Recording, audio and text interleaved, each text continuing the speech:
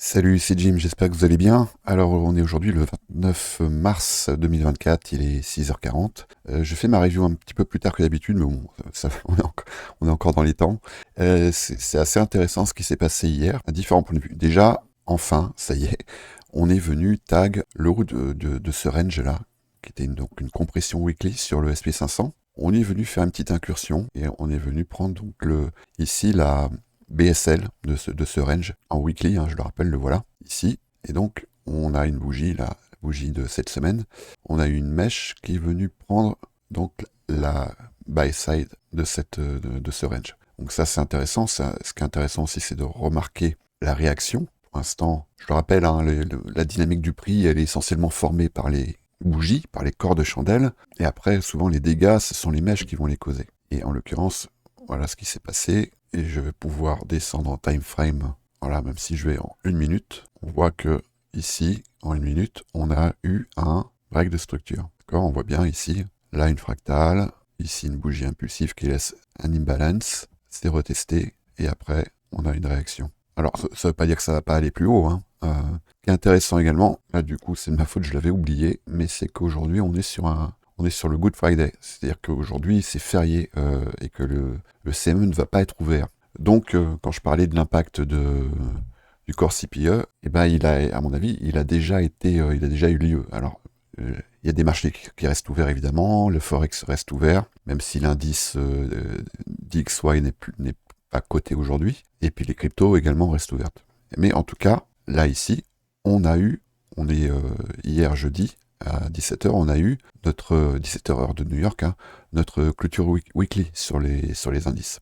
Et donc, c'est assez intéressant de voir ce que cette clôture nous a fait. On a ici un magnifique Power of 3 avec ouverture. Je vais agrandir un petit peu. Voilà, ici donc, ouverture de session. Ici, notre zone d'achat et la zone de vente qui était sur le précédent plus haut de ce range. Donc voilà, donc là, le travail est fait. Maintenant, il va falloir observer ce qui va se passer la semaine prochaine. J'ai toujours, en ce qui me concerne, moi, des targets qui sont plutôt, pour l'instant, vendeuses. Et voilà ce qui s'est passé sur le dollar. Alors, encore une fois, je ne suis pas prédicateur, je suis trader. J'identifie des niveaux qui peuvent faire, d'une part, un appel d'air, d'autre part, faire l'objet d'un rejet. Et en l'occurrence, ce petit cercle rouge ici, moi je l'avais entouré, on était sur ces niveaux-là. C'est-à-dire que c'était en gros au début du mois. Et voilà ce qui s'est passé en l'occurrence, hein. Voilà. Donc ça, c'est un volume imbalance daily qui est délimité ici par ces deux lignes vertes. Et on voit bien qu'on a eu une mèche qui est venue le retester et qu'on a eu une réaction après qui a été immédiate également. Ça ne veut pas dire qu'on ne va pas aller plus haut, mais ça veut dire qu'on est bien venu repricer cette zone. Alors ici, on a effectivement l'hypothèse de venir travailler ici cette buy side. L'autre hypothèse, c'est de venir ici retravailler le prix bien plus bas. Moi, pour l'instant, je reste sur cette hypothèse d'un dollar qui va retracer vers le sud. Mais bon, pour l'instant, c'est mon hypothèse. On voit bien ici que, et là également c'est intéressant à noter, qu'on a un nouveau plus haut sur le gold et que on a ici toutes les conditions qui sont réunies pour un mouvement impulsif, à mon avis, qui est décennal. On n'a pas beaucoup des mouvements impulsifs sur le gold, si je me mets en weekly, et qu'on a eu un là. En règle générale, quand c'est parti, ça part sur plusieurs mois, hein. Voilà. Bon, évidemment, ceux qui tradent le gold ont de quoi être contents. En règle générale, les impulsions comme ça sur ces valeurs refuges comme le gold, dans une moindre mesure, mais également quand même sur le silver, ça annonce pas forcément des temps super joyeux au niveau géopolitique. Mais bon, après, ça c'est autre chose. C'est une autre question. Mais en tout cas, là, on voit bien que le gold, il est sorti ici très nettement de cette zone. Et que là, pour l'instant, sky is the limit. Il est évident qu'il y a un moment donné, comme il le fait à chaque fois, il y a un bounce, un retest, et après un autre bounce. Donc là, il ne faudra pas s'étonner si, là où on est ici, on est droit à un retest de cette zone ici, hein. Voilà. Pour l'instant, pour ce qui est des cryptos, on reste par contre, cette fois-ci, contrairement aux indices, on reste encore contraint dans cette compression. Et comme je vous l'ai indiqué hier, les day traders, pour l'instant, moi je conseillerais plutôt d'essayer de travailler sur les liquidités internes à ces ranges. Et par contre, une fois qu'on va venir taguer les bornes de ce range, que ce soit au nord ou au sud, là, évidemment, il y aura des coups à jouer. Donc quand je parle de liquidité interne, on les voit ici, hein. Alors c'est pas vraiment des liquidités. Et puis liquidité est un abus de langage, je le rappelle. Euh, Ce sont des zones de stop d'une part et éventuellement des zones de liquidation d'autre part. Et des zones à repricer comme ici les imbalances. Voilà pour l'instant où on en est. J'ai pas grand chose là à mettre sous la dent justement.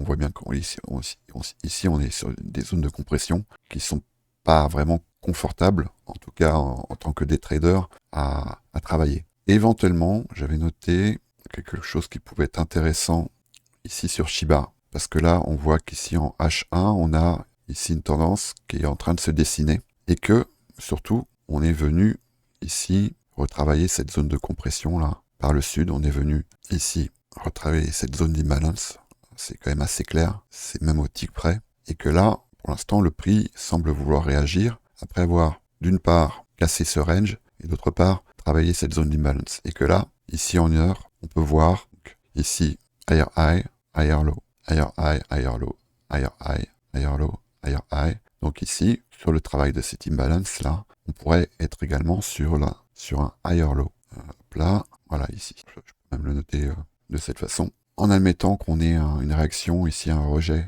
sur cette imbalance. Mais en fait, la vocation a priori là de ce mouvement serait d'aller à présent, une fois que le travail est fait ici, en termes de price action, on dit que ce qui est fait n'est plus à faire. La vocation ici de ce mouvement pourrait être, je dis bien pourrait être, d'aller travailler à présent le haut du range. Donc, évidemment, ça c'est quelque chose qui peut se trader. Mais globalement, là sur les blue chips, voilà, Fantôme également est ici sur une zone qui pourrait faire l'objet là d'un rejet également. Auquel cas, mais on n'est pas tout à fait sorti non plus de cette compression. Mais ici, on est dans une zone où le prix pourrait éventuellement bouncer pour aller vers une continuation haussière. Hein, on voit bien ici, la tendance elle est en H4. Donc on est ici dans une zone, d'autant qu'on voit que là on a une mèche, hein, dans une zone qui pourrait faire l'objet ici d'une continuation. Et l'objectif à ce moment-là serait d'une part ce relative equal high que j'avais noté il y a quelques jours, et d'autre part,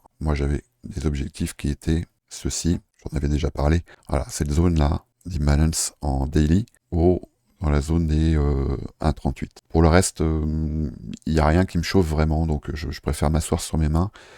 Je vais regarder ce qui se passe sur Shiba. Donc sur Shiba en H1 ici, on pourrait éventuellement là engager quelque chose dans cette zone, soit en one shot, soit éventuellement avec le fameux Davy Crockett, c'est-à-dire placer des ordres. Et éventuellement, ça n'a pas vocation à aller plus bas que la bougie qui précède ici cette imbalance en H1. Donc à ce moment-là, on pourrait très bien, si par exemple, soit mettre plusieurs ordres et moyenner le prix à la baisse, soit se placer ici sur les 50% de cette imbalance. Donc là, il a déjà été tag, mettre un stop sous la bougie qui précède l'imbalance, et à ce moment-là, viser dans un premier temps le haut de ce range, et éventuellement, je sais que là on est sur un ratio risque qui est pas normal.